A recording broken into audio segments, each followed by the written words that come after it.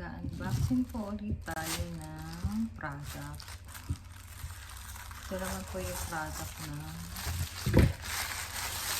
Ishin.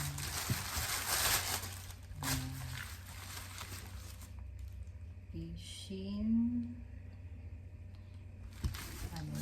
May soap daw po ito at saka supplement.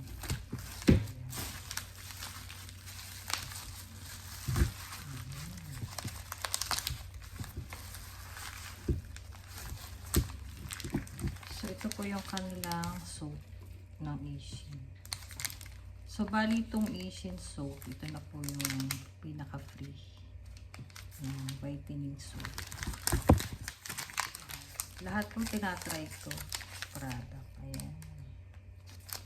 Itong capsule, maganda po ito. Sarap po matulog pagka nakainom ka nito. So, ang Ishin ko ay bali 60 capsule na siya. And then, ayan. So, okay naman po ang effect nito sa akin. Pero syempre, kung magtatry po kayo ng product, magkonsulta rin kayo. Ako kasi for sarili ko pong ano to. Ayan. So, nakikiuso lang po ako. So, ayan. Ito naman yung sabon. First time ko pong gagamitin ito. Sabon. Mukhang overshot.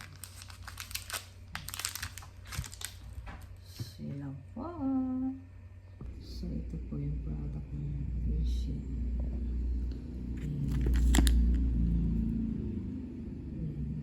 Ang ingredients po niya is glutathione, collagen. So, dami po nag-order ito kaya gusto ko rin i-try. Pero nag-try na po ako ng ilang bottle nito. Maganda naman po effect sa akin. Tapos ito naman yung sabon. Yan, whitening din siya. Premium whitening soap.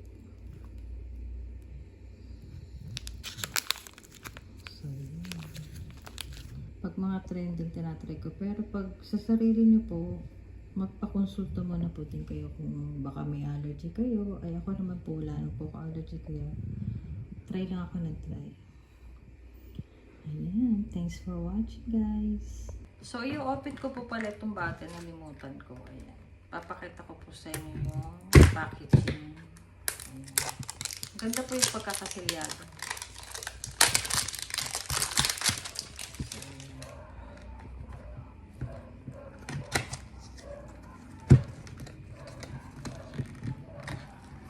Doon po ako mo-order kung saan po maraming nag-order.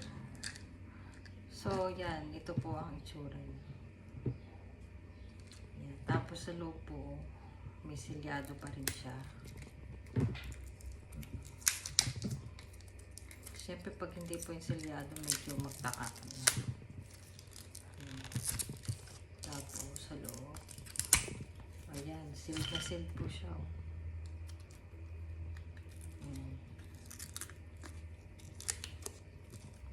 So, yan. Tapos yung capsule niya. Ayan ang itsura niya. Bali, nagtitake po ako nito before matulog. Sarap po matulog pag take nito.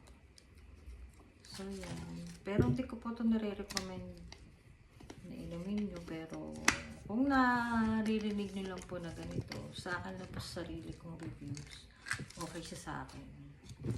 So, yun. Ayan lang po guys. Salamat sa panonood.